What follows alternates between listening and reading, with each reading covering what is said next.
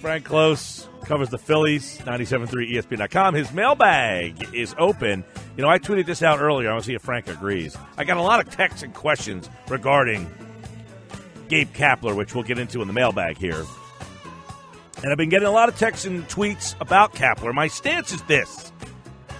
He isn't qualified to be a manager at the Major League Baseball level. I think we can all agree on that. But in today's game, on-the-job training has become acceptable.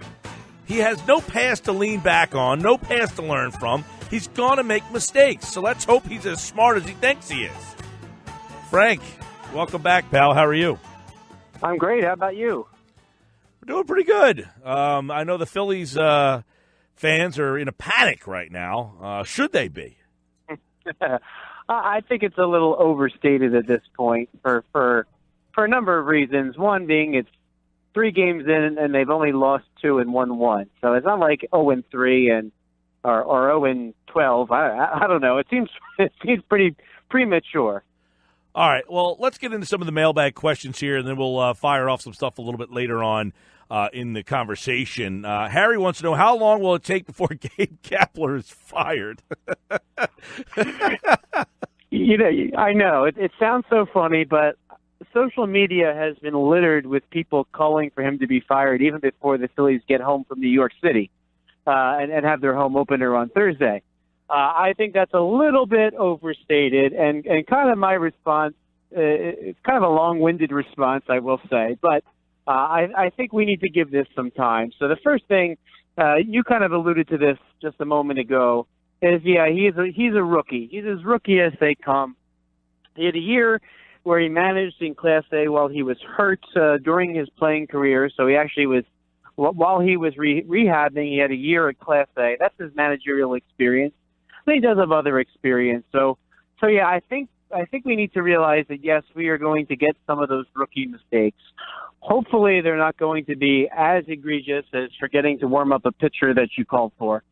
But also, he took ownership of that. But me personally, I want to ask the question, well, where's bench coach Rob Thompson as that's going on? Where's pitching coach Rick Kranitz as that's all going on? Unless he just sort of popped up and they weren't aware. But Kapler did own that mistake, so I think we need to give him a chance to improve upon stuff like that, and he said as much. What kind of reaction you think he gets on Thursday if they lose the next 2 in New York? I said beforehand, we need to see how this New York series goes, because now things have changed because we had a snow out and who knows what the weather will be like tonight in New York City. But if Kapler had gone 2-1, I don't think anybody would be overly concerned. But yeah, I think there are going to be some boos because I think some have already made their final judgment on Gabe Kapler 3 games in. But one thing I do want to add is, it's not Kapler's fault in a way that he gets 2 2/3 innings out of Vince Velasquez. I think we can all agree that that's not an acceptable major league start. And unfortunately, Velasquez ended up charged with 7 runs, 5 earned before it was all done. More on him later.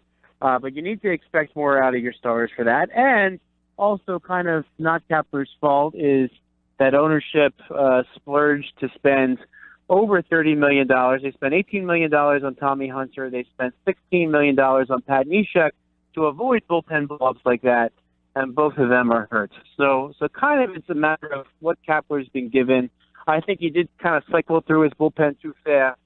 But the players that were going to be your vets that really were going to help calm things down were not available to Kapler. So I thought the Velasquez start you can't blame him for. In a way, you can't blame him for him not having any veteran bullpen arms. But he does take ownership of the fact that you need to make sure you have a pitcher warmed up before you call on him. Frank, we'll get to the mailbag in a second, but Mike and I were talking earlier in the show about what does it say to you? There's Flyers tonight, Sixers tonight, and Phillies tonight, and the Phillies can only be found via streaming. They're not actually on television. What does that tell you about the state of the Phillies? Yeah, I found that particularly interesting because you remember the night of the Super Bowl, NBC did air a post-game show. They had that big This Is Us finale, right? But they found a way to show that post-game show on one of the alternate HD channels. I'm surprised they didn't do that for the Phillies. Frank Klose with us, Phillies Mailbag open. Yeah, I did see. It's always interesting what the choices are they make. Now, Frank, another Frank, not you. Once you can't write to your own mailbag, that's breaking the rules. He wants to know, is all this moving around going to hurt Scott Kingery's development?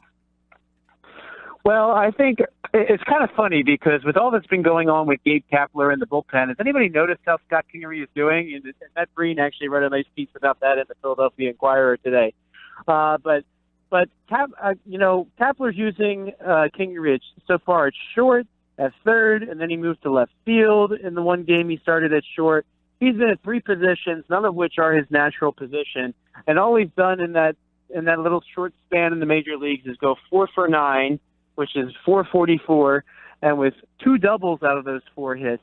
And that makes him having an OPS well over 1,100. So, I think so far it seems like it doesn't faze Kingery at all.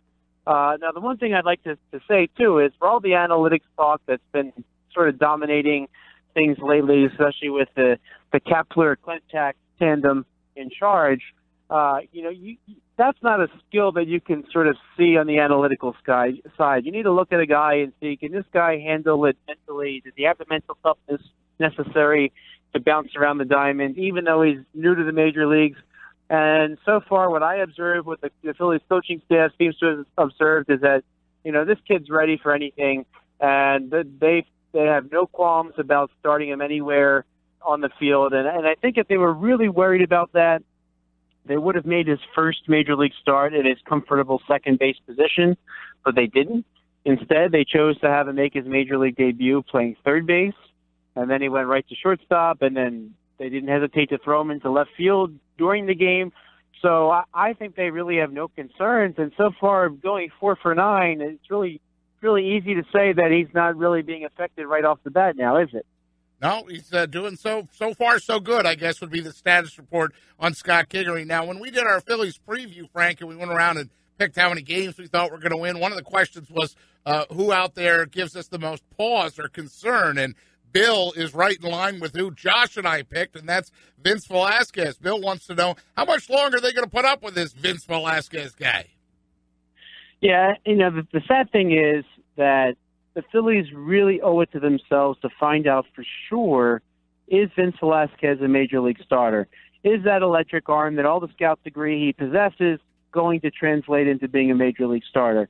And if there's one thing that really will define the Phillies not being a contender or being a contender, it's to look at that rotation and see whether or not Vince Velasquez or Jared Eichhoff make it as major league starters. Now, Eichhoff, unfortunately, he's hurt already. Velasquez, his first start, he did exactly what people were worried that he would do. But the problem is, his clock is ticking in the major leagues, and it's going to be up to him. He's going to either have to show the Phillies that he's a major league starter, or he's going to show the Phillies that he's not a major league starter. And that's why they're not willing to necessarily call the Phillies contenders this year, is they have those unanswered questions. And Velasquez is going to answer that question for them one way or the other. And, I wouldn't say that he's in imminent danger of losing his rotation spot, but, we already saw the negative effects that having a starter last 2 2/3 innings can have on a bullpen. The results are just devastating, right? So imagine if he had gone 5 innings or 6 innings even, imagine the difference we would be in our conversation right now, talking about Kapler, talking about bullpen usage. It makes such a world of difference. And in this game today, you can't have a starter go less than 5 innings on a regular basis. And Velasquez is either going to show he belongs or he's going to show he doesn't belong. And at some point, someone like Tom Eshelman will be knocking on the door and saying, I need to come into the major leagues. And at some point, the Phillies are going to either move on from Velasquez or he's going to have made it. By the way, Kingery is in the lineup tonight. He is hitting 6th, and he is playing third base. No Maikel Franco. Tonight, it's Hernandez, Santana, Altair, Hoskins, Herrera, Kingery, Alfaro, Lively, and Crawford. So he's already moved Herrera out of the 3-hole. The pitcher is hitting 8th again.